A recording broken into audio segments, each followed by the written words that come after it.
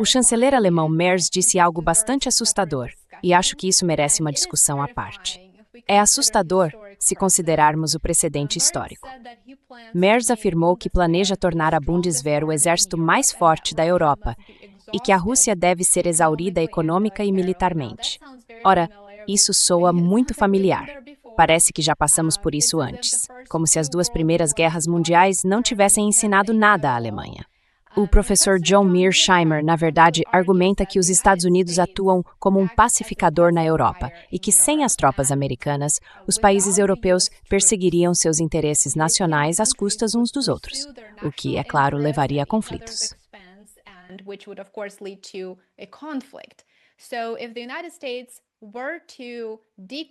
Então, se os Estados Unidos reduzissem seu envolvimento na Europa e voltassem o foco para a Ásia, a China e o hemisfério ocidental, isso poderia potencialmente levar a uma competição de segurança entre a Alemanha e a Rússia. A Alemanha e possivelmente até mesmo a Polônia, em certa medida. Se a Alemanha seguir como Merz sugere, essa competição de segurança entre a Alemanha e a Rússia provavelmente resultaria em um confronto militar entre a OTAN e a Rússia. Merz tem consciência de que seus planos, ou essa direção que ele está tomando, são um caminho direto para a guerra na Europa? Ou ele realmente acredita que tornar a Bundeswehr o exército mais forte e prolongar essa guerra é de alguma forma um caminho para a paz?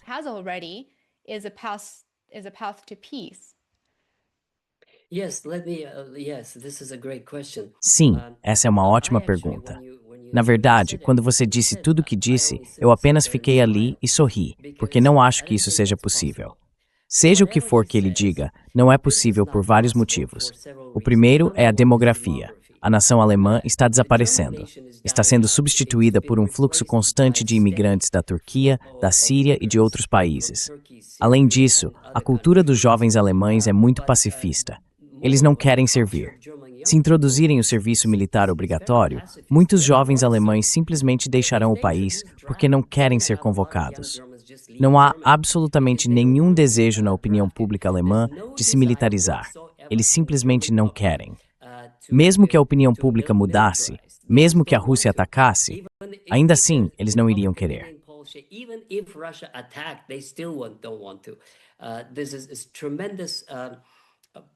Esse pacifismo profundo é algo que estudei na Alemanha. Morei lá, e ele não desapareceu. Ainda está presente. Portanto, fisicamente, isso não é possível. A segunda razão pela qual não é possível é que os vizinhos da Alemanha, principalmente a Polônia e a França, não permitiriam. Eles simplesmente não aceitariam que a Alemanha tentasse construir o maior Bundeswehr da Europa. É necessário haver contrapesos, e tanto a França quanto a Polônia se oporiam politicamente a isso. Agora, a terceira razão é que a Alemanha está perdendo sua base industrial. Seria preciso reverter isso primeiro. Como eu disse, eles perderam cerca de 20% de sua capacidade industrial em menos de 10 anos. Então, primeiro, seria necessário restaurá-la ao nível de 2018, pelo menos, e só então seria possível colocá-la em uma base militar.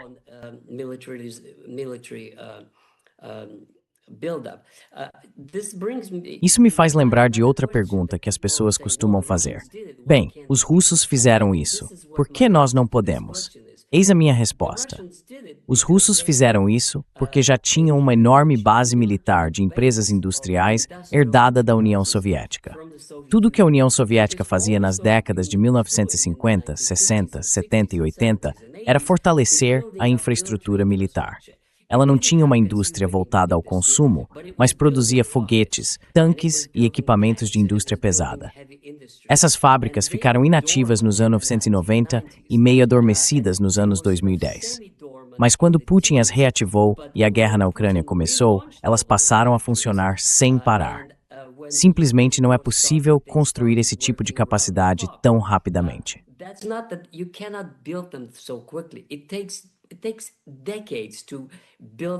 Leva décadas para construir uma infraestrutura militar, as fábricas, as cadeias de suprimentos. Sabe, produzir mais projéteis do que toda a OTAN junta não é algo que se faz em 1 ou 2 anos.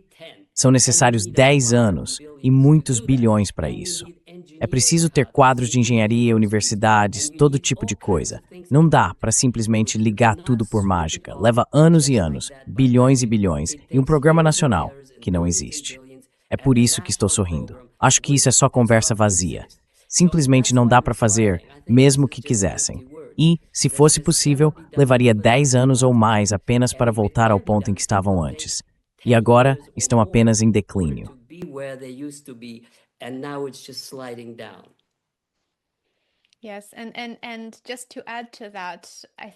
Sim, e apenas para acrescentar a isso, acho que a verdadeira forma de lidar com a atual fragmentação da segurança europeia, como resultado direto das políticas europeias ou ocidentais em geral, é por meio da diplomacia.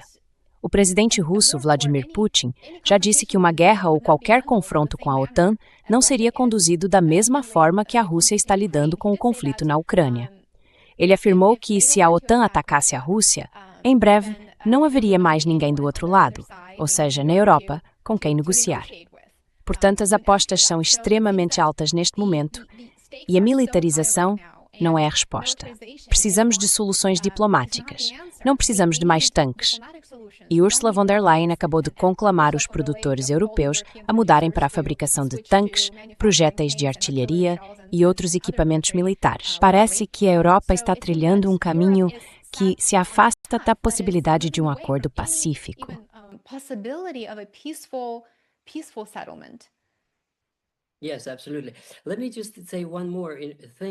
Sim, absolutamente. Deixe-me apenas dizer mais uma coisa sobre o aspecto militar disso. Há duas coisas que são absolutamente novas, que surgiram depois de 2023 durante a guerra entre Rússia e Ucrânia. A primeira é que qualquer coisa pode ser destruída em questão de minutos sem armas nucleares.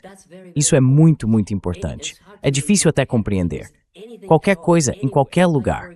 Por exemplo, há uma fábrica que vai produzir drones na Alemanha, em algum lugar na Floresta Negra, meio escondida. Ela pode ser destruída em minutos pelo Oreshnik, sem nenhuma carga nuclear. Esse é o ponto. Ou, digamos que a decisão seja tomada em Ramstein de que a OTAN vai entrar em guerra contra a Rússia. Bem, em 5 minutos não há mais Ramstein, sem nenhum ataque nuclear. Basta atingir, acabou. Essa é a realidade. A segunda coisa a entender é a revolução dos drones.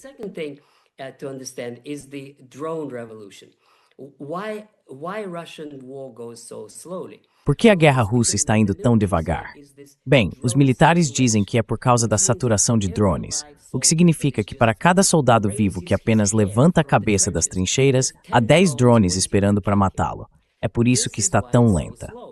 Assim, a forma como os russos estão conduzindo a guerra.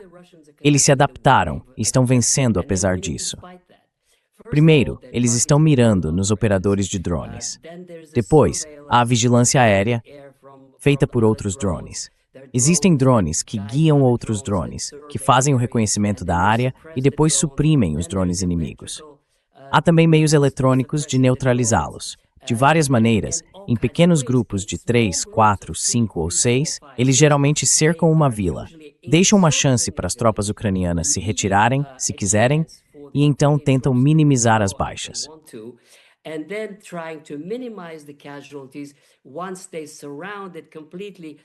Quando eles cercam completamente, tomam o controle. Foi assim que tomaram Pokrovsk, e isso levou 6 meses. Especialistas militares ocidentais diziam: os russos levaram quase 1 ano para tomar Pokrovsk. Bem, isso aconteceu porque eles queriam preservá-la intacta. Se tivessem agido como os israelenses em Gaza, não teria sobrado nada de Pokrovsk. Aí só restariam escombros para ocupar. Não, é uma cidade, há pessoas lá, e ela será restaurada, assim como Mariupol foi restaurada. É por isso que o avanço é tão lento, por causa dos drones, das baixas civis e porque a natureza da guerra mudou. Essas são coisas das quais eles parecem não ter consciência. Sabe, falam como se ainda estivéssemos nos anos 1980.